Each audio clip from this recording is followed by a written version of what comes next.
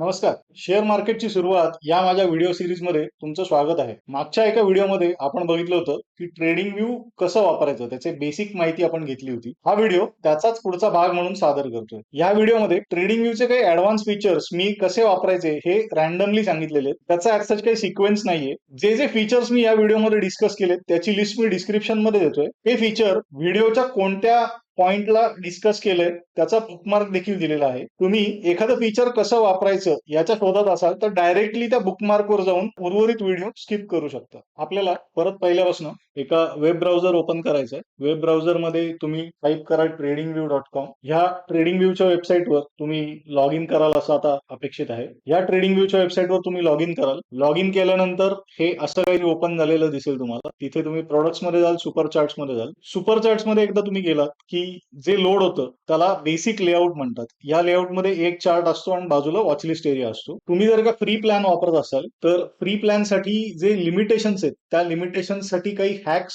आता आपण बघूया. पहिलं लिमिटेशन असं आहे की तुम्ही एका वॉचलिस्ट मध्ये 30च स्टॉक्स ऍड करू शकता. तुम्हाला दुसरी वॉचलिस्ट बनवताच येत नाही. उदाहरणार्थ इथे मी जर का दुसरी वॉचलिस्ट बनवायला गेलो, क्रिएट वॉचलिस्ट असं जर का म्हणलं तर तो मला प्लॅन घ्यायला सांगतोय. फ्री प्लॅन मध्ये एका वॉचलिस्ट मध्ये मला 30 स्टॉक्स ऍड करता येतात. आता हा जो मी फ्री प्लॅन म्हणून लॉग इन केलेला आहे याच्यात वॉचलिस्ट मध्ये ऑलरेडी 30 स्टॉक्स आहेत. आता मला एखादा जरी ऍड करायचा असेल अजून तर तो मला परत प्लॅन घ्यायला सांगतो. उदाहरणार्थ मी लेट्स से सेन्सेक्स ऍड करूया. ऍड करायला गेल्यावर लगेच मला प्लॅन परचेस करा असं सांगतो. आता मला फ्रीज प्लॅन वापरायचा आहे पण मला 30 पेक्षा जास्ती स्टॉक्स माझ्या वॉचलिस्ट मध्ये हवे. तर काय करता येईल, तर तुम्ही इथे वॉचलिस्ट वर क्लिक कराल आणि इथे ओपन लिस्ट म्हणाल. ओपन लिस्ट म्हणल्यावर तुम्ही जी वॉचलिस्ट बनवली आहे त्याच्यात 30 स्टॉक्स ऑलरेडी आहेत. इथे वर मला एक रेड लिस्ट नावाचा डिफॉल्ट वॉचलिस्ट ट्रेडिंग व्यू कडनंच मिळते. सो मला काय करायचंय, ही रेड लिस्ट ओपन करायची. आता या रेड लिस्ट मध्ये मी मला हवे ते ऍड करू शकतो स्टॉक्स. यात सुद्धा मी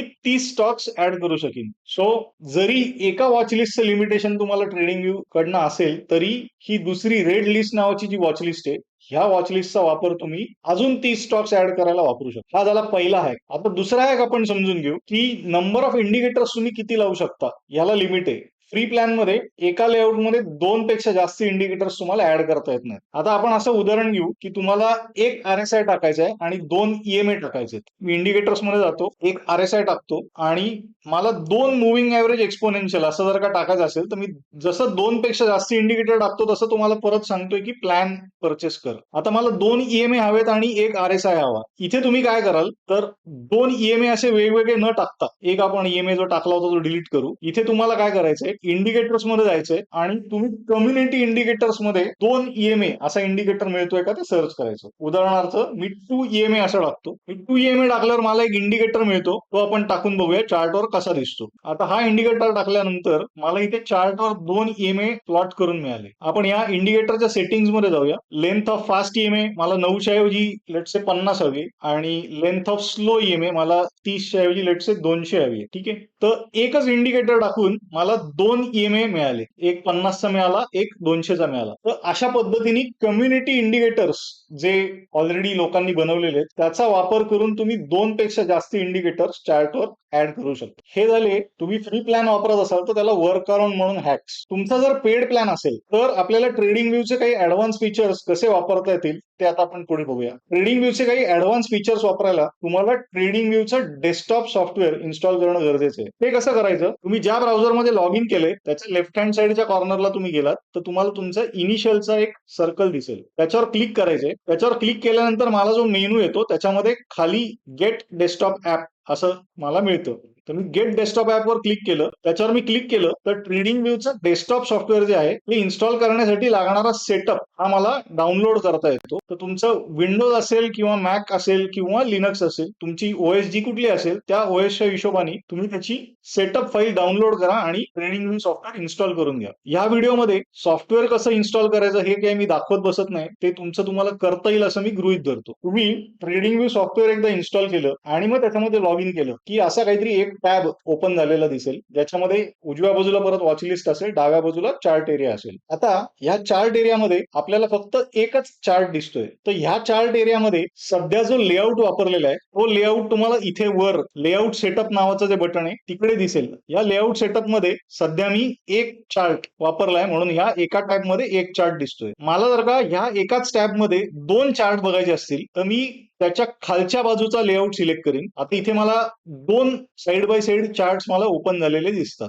लेआउट्स वापरण्याच्या वेगवेगळ्या यूज केसेस आहेत. तुम्हाला एक यूज केस अशी असेल की एकाच टाइम फ्रेमचे दोन वेगळे चार्ट बघायचे आहेत. उदाहरणार्थ लेट से 15 मिनिटाच्या इंटरव्हलचा तुम्हाला निफ्टीचा चार्ट पण बघायचा आहे आणि त्याच वेळेला बँक निफ्टीचा चार्ट पण बघायचा आहे. तर तो कसा करता येईल ते आपण आता बघूया. इथे डावीकडची विंडो आणि उजवीकडची विंडो या दोन्हीमध्ये टाइम फ्रेम ही मला सिंक झालेली पाहिजे. तर ते सिंकिंग कुठनं करणार, तर तुम्ही लेआउट सेटअप मध्ये याल. इथे खाली लेआउट मध्ये सिंक काय काय झालं पाहिजे ही माहिती तुम्हाला मिळते. इथे मला सिम्बॉल सिंकिंग नकोय कारण मला दोन चार्ट वेगवेगळे ओपन करायचे, त्यामुळे मी सिम्बॉल सिंकिंग ऑफ करेन. इंटरवल सिंकिंग आपल्याला हवंय, क्रॉस हेअर सिंकिंग आपल्याला हवंय, टाइम आणि डेट रेंज हे दोन्हीचं सिंकिंग आपल्याला हवंय. आता एका चार्ट मध्ये मी एक टाइम फ्रेम ओपन केली तर सेम टाइम फ्रेमचा चार्ट दुसऱ्या ठिकाणी ओपन होतो. डावीकडे मी निफ्टीचा चार्ट ओपन करतो, उजवीकडे मी बँक निफ्टीचा चार्ट ओपन करतो. डावीकडच्या विंडोमध्ये आहे निफ्टीचा चार्ट, उजवीकडच्या विंडोमध्ये आहे बँक निफ्टीचा चार्ट. आता मी फक्त टाइम फ्रेम बदलली तर दोन्हीकडे टाइम फ्रेम बदलेल. ठीक आहे. लेआउट्स वापरण्याची दुसरी यूज केस अशी की तुम्हाला एकच स्टॉक वेगवेगळ्या टाइम फ्रेम्स मध्ये बघायचा आहे. उदाहरणार्थ डावीकडे मला डेली टाइम फ्रेम वर बघायचं आहे आणि उजवीकडे मला लेटसे 15 मिनिटाच्या टाइम फ्रेम वर बघायचं आहे. असं जर का असेल तर मी परत लेआउट सेटअप मध्ये येईन. आता मला सिम्बॉल सिंक पाहिजे दोन्हीकडे, एकीकडे निफ्टी असेल तर दुसरीकडे निफ्टीच पाहिजे. तर मी सिम्बॉल सिंक करतो. इथे मला इंटरवल सिंकिंग नकोय, क्रॉस हेअर सिंकिंग चालेल, टाइम आणि डेट रेंज याचंही सिंकिंग नकोय. इथे डावीकडे जर का मी डेली चार्ट वापरला आणि उजवीकडे मला सेम निफ्टीचाच 5 मिनिटचा चार्ट वापरला. डावीकडे इथे मला वेगळा टाइम फ्रेमचा चार्ट ओपन करता येतोय निफ्टीचा आणि निफ्टीचाच उजव्या बाजूला मला वेगळा टाइम फ्रेमचा चार्ट ओपन करता येतोय. याचं कारण आपण फक्त सिम्बॉल सिंक केलेला आहे, आपण बाकी काही सिंक केलेलं नाही. आता इथे मी जर का चार्ट बदलला निफ्टीवरनं, लेटसे मी एबीबीचा चार्ट ओपन केला तर एबीबी वर क्लिक केलं मी तर दोन्ही विंडोज मध्ये एबीबीचा चार्ट ओपन होईल. ही झाली दुसरी यूज केस जिथे एकच चार्ट आपल्याला वेगवेगळ्या टाइम फ्रेम्सवर बघायचा आहे. आता ह्या लेआउट मध्ये मला मी जसे दोन चार्ट ऍड केले तसे मला 3 चार्ट ऍड करता येतील. 3 चार्ट ऍड करायला 3 असे शेजारी शेजारी पाहिजेत का 3 ह्या पद्धतीने पाहिजेत, एक डाव्या बाजूला, 2 एकाखाली एक. सो हे अशा पद्धतीने मला लेआउटशी खेळता येतं. एका वेळेला 4 चार्ट बघायचे असतील तर ते असे बघता येतील, एका वेळेला 5 चार्ट बघता येतील. ठीक आहे. तुमच्या पेड प्लॅनच्या लिमिटेशन प्रमाणे एका वेळेला तुम्हाला किती चार्ट ऍड करता येतात एका लेआउट मध्ये तेवढे तुम्ही ऍड करू शकता. हा झाला लेआउट कसा सेटअप करायचा. लेआउट कसा सेटअप करायचा हे तुम्हाला समजलं असेल तर आपण पुढे जाऊया. मी परत सिंगल चार्टवाल्या लेआउट मध्ये येतो. आता आपण बघूया की मला मेजरमेंट टूल्स कशी वापरता येतील. आधी मी जुन्या तारखेचा चार्ट ओपन करतो, नाही तर सेबीवाल्यांना त्रास होतो. या चार्टवर आता मेजरमेंट टूल्स कसे वापरायचे ते आपण बघूया. प्राइस ह्या पॉईंट पासून ह्या पॉईंट पर्यंत मूव्ह झाली आहे, तर हे तुम्हाला मॅन्युअल कॅल्क्युलेशन करायची नसतील किती मूव्ह झाली आहे, तर त्यासाठी तुम्हाला मिळतं हे measurement tool price range tool वापरलं तर मला फक्त स्टार्टिंग पॉईंट आणि एंड पॉईंट याच्यामध्ये ते टूल मी जर का ऍड केलं तर मला प्राइस किती मूव्ह झाली आहे ते तो सांगतो. उदाहरणार्थ इथे 8,900 च्या टॉप पासून आपण जे खाली मूव्ह झालो ती लेवल होती 6,600, म्हणजे टोटल 2300 पॉईंट आपण खाली आलो. टोटल 26% आपण खाली आलो. म्हणजे मला टक्केवारीमध्ये पण कॅल्क्युलेशन मिळतात किती मुवमेंट झाली. तुम्हाला जर का एवढी मुवमेंट किती दिवसात झाली असं जर का बघायचं असेल तर डेट अँड प्राइस रेंज असं एक टूल मिळतं मेजरमेंट. परत ह्या पॉईंट पासून मी ह्या पॉईंट पर्यंत जातो, ह्या पॉईंट पासून ह्या पॉईंट पर्यंत मी जर का गेलो तर मला परत तेच मिळतं की किती टक्क्याची मूव्ह झाली, किती पॉईंटची मूव्ह झाली आणि याच्या खाली लिहून आले किती दिवसामध्ये झाली, म्हणजे किती बार्स मध्ये झाली. टोटल इथे दिसतंय मला 23 बार्स आणि कॅलेंडर डेज येतात 34. मेजरमेंट टूल्स कशी वापरायची हे तुम्हाला कळलं असेल तर आता आपण पुढे बघूया फिबोनाची रिट्रेसमेंट टूल कसं वापरायचं. फिबोनाची रिट्रेसमेंट मध्ये तुम्हाला काय करायचंय तर डाव्या बाजूला जो ड्रॉइंग टूलचा टूलबार आहे त्याच्यामध्ये वरनं तिसऱ्या लोकेशनला 1, 2, 3 मला मिळतात गॅन अँड फिबोनाची टूल्स. त्याच्या ड्रॉपडाऊन मध्ये मी गेलो तर पहिलाच ऑप्शन मला मिळतो फिबोनाची रिट्रेसमेंट. फिबोनाची रिट्रेसमेंट मला कसं करायचंय तर जो पॉईंट सुरुवातीचा असेल तिथे तुम्ही एकदा क्लिक कराल आणि तोच खाली ओढत याल जिथपर्यंत तुम्हाला फिबोनाची रिट्रेसमेंट प्लॉट करून हवी आहे. हा स्टार्टिंग पॉइंट असेल, हा एंडिंग पॉइंट असेल. फिबोनाची रिट्रेसमेंट हे टूल्स प्रोजेक्शन साठी वापरलं जातं. फिबोनाची रिट्रेसमेंट कसं वापरायचं, त्याची थिअरी काय, हे आपण येणाऱ्या कुठल्या तरी व्हिडिओमध्ये बघूया. आता इथे डाव्या बाजूला टूलबार आहे, त्याच्यात 1, 2, 3, 4, 5 नंबरला आहेत फोरकास्ट अँड मेजरमेंट टूल्स. याच्यातच मला लॉंग पोझिशन आणि शॉर्ट पोझिशन अशी 2 टूल मिळतात. तर लॉंग पोझिशन आणि शॉर्ट पोझिशन या टूल्सचा वापर कसा करायचा ते आपण पटकन बघून घेऊया. पहिले आपण बघूया लॉंग पोझिशनचं काय करता येईल. जर का असं समजून चालू आपण की इथे काहीतरी ब्रेकआउट घडलाय आणि या ब्रेकआउटवर तुम्ही ट्रेड घेताय, तर तुम्हाला काय करायचंय, इथे लॉंग पोझिशनवर जाऊन क्लिक करायचंय आणि तुमची एंट्री जिथे होणार आहे तिथे तुम्ही ते टूल प्लेस कराल. आता जिथे एंट्री झाली आहे तिथपासनं खाली हा तुम्हाला रेड एरिया दिसतोय. हा रेड एरिया म्हणजे तुमचा रिस्क एरिया. तुमचा स्टॉप लॉस तुम्ही कुठे सेट केलाय त्याप्रमाणे तुम्ही हा रेड एरिया हलवाल. आपण असं पकडून चालू की तुम्ही इकडचा जो लो आहे त्या लोचा खाली थोडासा स्टॉप लॉस सेट केलाय. तुम्हाला ह्या टूलचा वापर कसा करता येतो, तर बेसिकली हे टूल काय सांगतं की तुमच्या पोझिशनचा रिस्क रिवॉर्ड काय आहे. तुम्ही जर का एवढी रिस्क घेतली असेल, हा लाल एरियामध्ये जेवढी दिसते, तुम्ही जर का तेवढी रिस्क घेतली असेल आणि तुम्हाला रिस्क रिवॉर्ड 1:2 ठेवायचा असेल, तर तुम्हाला काय करायचंय, इथे जो रिस्क रिवॉर्ड लिहिलेला दिसतोय 1.3 तो 2 होईपर्यंत हा ग्रीन एरिया वर सरकवायचा आहे. इथे मला टार्गेट माझं काय असायला पाहिजे हे मॅन्युअली कॅल्क्युलेट करायला लागत नाहीये. मी जेवढी रिस्क घेतली त्या रिस्कच्या 1:2 रिस्क रिवॉर्ड रेशो प्रमाणे माझं टार्गेट काय असायला पाहिजे हे मला टूलच काढून देतोय. 1:2 च्या ऐवजी जर का तुम्हाला 1:3 चा रिस्क रिवॉर्ड रेशो हवा असेल तर टार्गेट काय असायला पाहिजे, परत मी हे ग्रीन एरिया हा शिफ्ट करणार रिस्क रिवॉर्ड 3 होईपर्यंत. तसंच तुम्हाला शॉर्ट टूल कसं वापरता येईल, तर आपण असं उदाहरण घेऊ की इथे कुठेतरी तुम्हाला शॉर्ट करायला सिग्नल मिळालेला होता. तुमचा प्रिव्हियस स्विंग हाय हा जो होता ह्याच्यावर तुम्ही स्टॉप लॉस सेट केलाय. आता वरचा लाल एरिया जो दिसतोय हा मला शॉर्ट साठी रिस्क काय आहे ते सांगतोय. शॉर्ट साठी मला प्रॉफिट होणार आहे जेव्हा प्राइस माझ्या एंट्री पासून खाली जाईल तेव्हा. इथे हा ग्रीन एरिया जो आहे तो मला risk is to reward ratio जर का 1:3 ठेवायचा असेल तर मी ग्रीन एरिया वाढवणार 3 होईपर्यंत. तो मला 1:4 हवा असेल तर हाच मला एक्सटेंड करत जाईल 1:4 करता येईल. या पद्धतीने तुम्ही तुमची रिस्क किती आणि तेवढ्या रिस्क साठी तुमच्या रिस्क रिवॉर्ड रेशो प्रमाणे टार्गेट काय येतं हे तुम्ही लॉंग टूल किंवा शॉर्ट टूल वापरून टार्गेटच्या लेवल्स काढू शकता. आता सध्याला तुम्हाला जे सॉफ्टवेअर मध्ये दिसतंय त्यात एक टॅब ओपन आहे असं दिसतंय. आता या सॉफ्टवेअर मध्ये मी मल्टिपल टॅब्स ओपन करू शकतो. प्रत्येक वेळेला मी जेव्हा टॅब ओपन करतो तेव्हा कुठल्या लेआउटचा चार्ट ओपन करायचा आहे हे मला ते सॉफ्टवेअर विचारतो. इथे मी ऑलरेडी जे सेव्ह करून ठेवले त्यातला कुठलाही लेआउट मी ओपन करू शकतो. उदाहरणार्थ मी हा लेआउट जर का ओपन केला तर त्या लेआउट मध्ये मी जसा चार्ट सेटअप केला होता त्या लेआउट मध्ये जे इंडिकेटर्स वापरले होते त्याप्रमाणे मला चार्ट ओपन होऊन मिळेल. आपण अजून एक लेआउट ओपन करू आणि वेगवेगळ्या टॅब्स मध्ये आपल्याला सिंक कसं करता येईल हे आपण बघूया. मी अजून एक लेआउट ओपन करतो. आता अशी जर का यूज केस असेल तुमच्याकडे की एक स्टॉक मी ओपन केला एका लेआउट मध्ये तर सेम स्टॉक इतर लेआउट मध्येही ओपन व्हायला पाहिजे, तर मला काय करायला लागेल, हे तिन्ही टॅब्स मला सिंक करावे लागतील. मल्टिपल टॅब्स सिंक कसे करायचे, तर तुम्ही त्या टॅबवर जाऊन राईट क्लिक करायचंय आणि त्या टॅबला रंग द्यायचा आहे. उदाहरणार्थ आता इथे मी जर का निळा रंग दिला, मला दुसऱ्या टॅबवर यायचंय त्यालाही सेम कलर द्यायचा आहे. आता मी जसा ह्याला रंग दिला दुसऱ्या टॅबला तसं तुम्ही बघाल की पहिल्या टॅब मध्ये माझा एबीबीचा चार्ट ओपन होता तर दुसऱ्या टॅब मध्येही एबीबीचा चार्ट ओपन झाला. आता तिसरा जो टॅब आहे त्या टॅब मध्येही मला सेमच चार्ट ओपन करायचा असेल तर त्याला देखील मी सिंक करीन, त्याला देखील मी सेम रंग देईन. त्याचा रंग मी जर का परत सेम दिला तर ह्याच्यात देखील तुम्हाला दिसेल की एबीबीचा चार्ट ओपन झालाय. आता मी एबीबी वरनं लेटसे एसीसीचा चार्ट ओपन केला तर एसीसीचा चार्ट हा तिन्ही टॅब्स मध्ये ओपन होईल. बरेच जणांना ट्रेडिंग व्यू मध्ये असा एक प्रॉब्लेम येतो की चार्टचा टाइम फ्रेम चेंज केलं की चार्ट जो दिसतो तो